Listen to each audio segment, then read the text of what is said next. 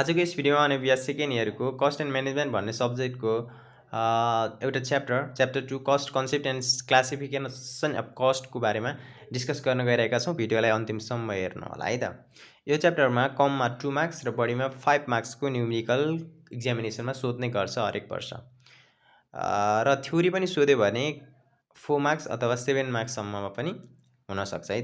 सुरुमा अब हामी कस्ट भने के हो त्यो बुझौँ। कस्ट भनेको लागत के नेपालीमा। कुनै पनि वस्तु उत्पादन गर्दाखेरिमा लाग्ने खर्चलाई हामी कस्ट भन्छौँ हैन, कस्ट भन्छौँ। सो अब कस्टलाई चाहिँ बिहेभियरको आधारमा चाहिँ कस्टलाई 3 तरिकामा विभाजन गरिएको छ। एक्जामिनेसनमा सोध्छ, अब छुट्याउनु पर्ने हुन्छ कि भेरिएबल कस्ट, फिक्स कस्ट हैन, सेमी भेरिएबल कस्ट कसरी छुट्याउने भन्ने कुरा पहिला डिफाइन जान्नु पर्यो र मिनिङ जानिसकेपछि हामीले सजिलैसँग छुट्याउन सक्छौँ। सो कस्टलाई चाहिँ बिहेभियरको आधारमा 3 प्रकारमा विभाजन गरिएको छ। On the basis of behavior cost can be classified into the following 3 types. पहिलो भनेको भेरिएबल कस्ट। भेरिएबल कस्ट भनेको परिवर्तनशील लागत भन्छन् हैन नेपालीमा। भेरिएबल कस्ट भनेको कस्तो त भन्दाखेरिमा एउटा इक्जाम्पलको लागि इक्जाम्पलबाट भनौँ, त्यसपछि डिफाइन पनि गरौँला है त। जस्तो मैले 100 वटा प्रोडक्सन गरेँ, यो अहिले 100 वटा प्रोडक्सन गरेँ र अर्को महिना चाहिँ मैले 150 वटा प्रोडक्सन गर्छु। भन्नुको मतलब प्रोडक्सन चाहिँ इन्क्रिज हुँदै जाने अथवा डिक्रिज हुने हैन, प्रोडक्सन इन्क्रिज अथवा डिक्रिज हुने, तर त्यसको रेट चाहिँ सेम हुने के। रेट चाहिँ आज मैले उत्पादन गर्दाखेरि पनि 20 रेट लगाएँ भने अर्को महिना उत्पादन गर्दाखेरिमा पनि 20 रेट लगाउँछु भने त्यस्तो खालको कस्टलाई हामी भेरिएबल कस्ट भन्छौँ।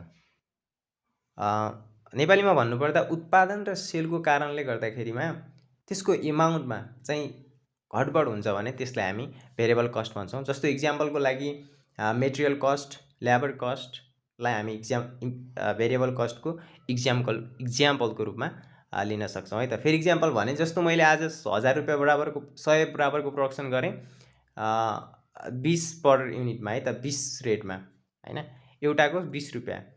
त्यस्तै गरेर अब 20 रुपियाँ एउटाको 20 रुपियाँ भनेपछि 100 वटाको 2000 रुपियाँ हुने भयो।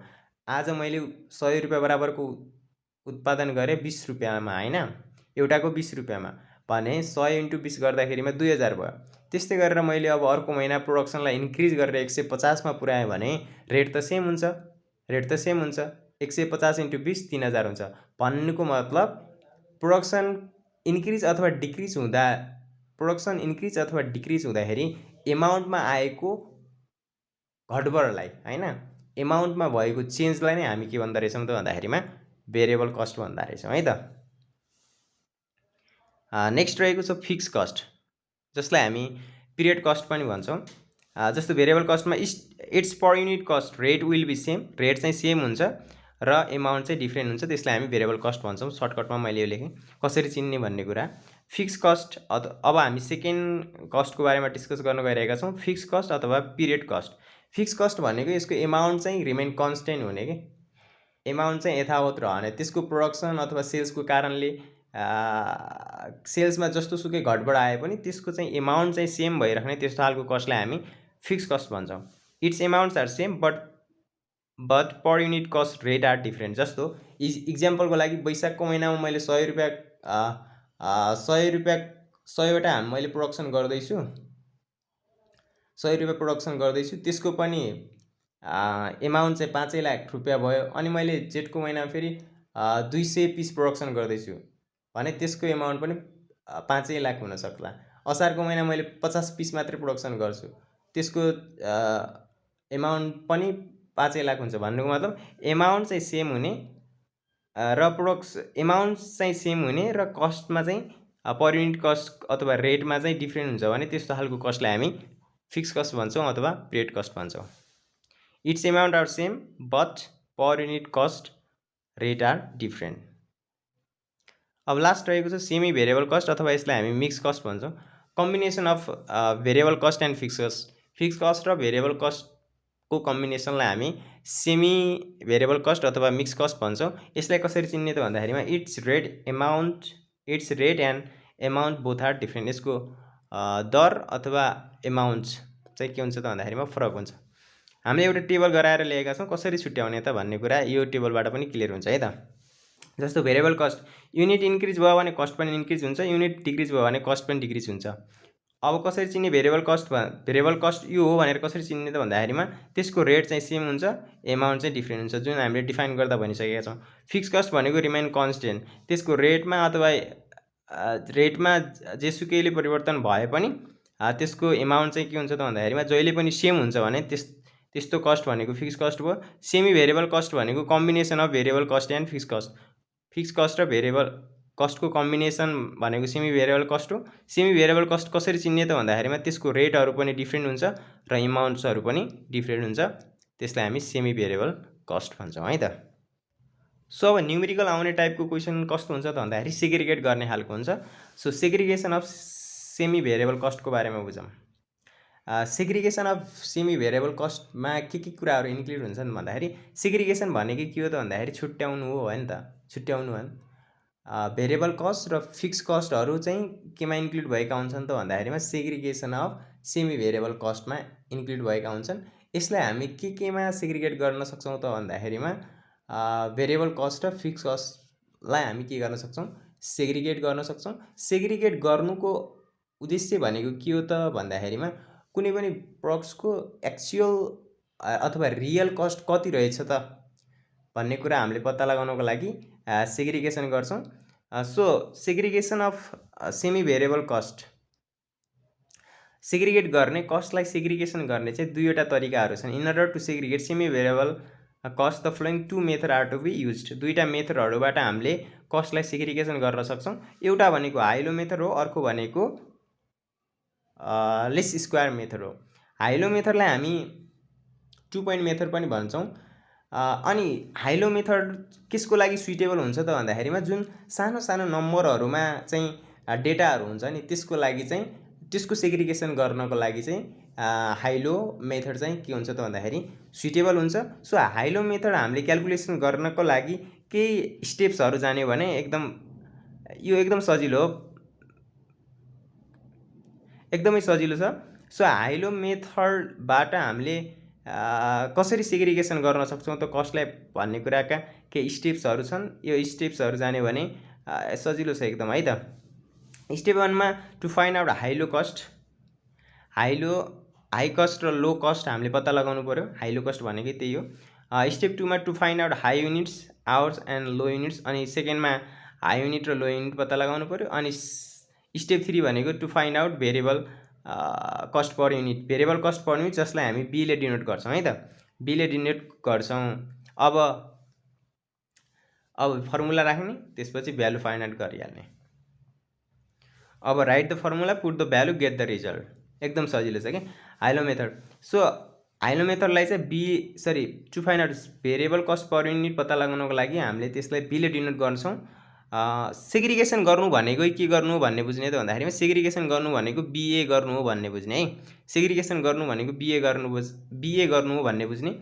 बी अब to find out variable cost per unit b निकाल्नको लागि high cost minus low cost divide by high unit minus low unit. अब कहिले कसो क्वेसनले डिफ्रेन्ट टाई कस्ट भन्ने हुन्छ, डिफ्रेन्ट टाई युनिट भन्ने हुन्छ, त्यो पनि त्यही नै हो। हामीले बी फाइन्ड आउट गरिसकेपछि अब ए फाइन्ड आउट गर्नु पर्यो। चौथो स्टेपमा to find out fix cost पत्ता लगाउनु पर्ने हुन्छ। फिक्स कस्टलाई हामी एले डिनोट गर्छौँ। फर्मुला हुन्छ वाई माइनस बिएक्स, एक्स बोयफ्रेन्डको एक्स होइन, बोयफ्रेन्डको एक्स हुन्छन्, b x y minus b x. So जहाँ वाई भनेको टोटल कस्ट, बी भनेको भेरिएबल कस्ट, एक्स भनेको युनिट्स अथवा आवर्स। यसरी हामीले फर्मुला राख्ने, भ्यालु पुट गर्ने, रिजल्ट निकाल्ने, हाइलो भ्याइयो है त। अर्को मेथड रहेको छ सेग्रिगेसन गर्ने लिस्ट स्क्वायर मेथड। हाइलो मेथडबाट आयो भने 2 मार्क्स, लिस्ट स्क्वायर मेथडबाट आयो भने कति मार्क्स त भन्दाखेरिमा 5 मार्क्स, ठिक छ। अब हामी लिस्ट स्क्वायर मेथडलाई अलिकति डिस्कस गरौँ है त।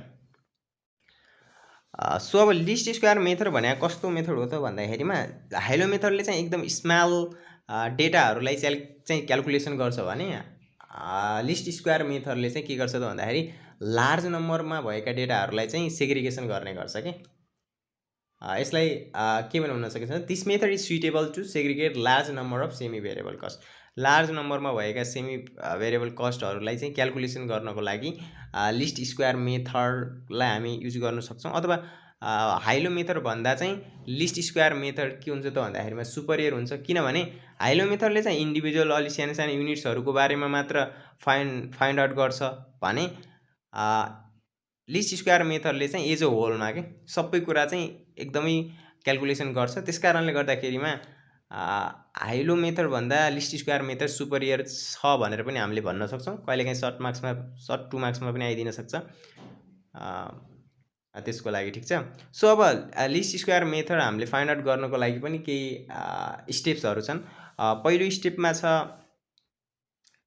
Late unit or out by x बिएक्स है। युनिट अथवा आवर दिएको हुन्छ त्यसलाई हामीले एक्सले डिनोट गर्ने, कस्ट बाई वाई कस्टलाई चाहिँ वाईले डिनोट गर्ने, ठिक छ। Make the data smaller by taking common factor from both x and y. जस्तो डेटा चाहिँ ठुलो एमाउन्टमा हुन्छ नि, ठुलो एमाउन्टमा चाहिँ 0 0 कमन लिएर हामीले त्यसलाई सानो बनाएर क्यालकुलेसन गर्न सक्छौँ।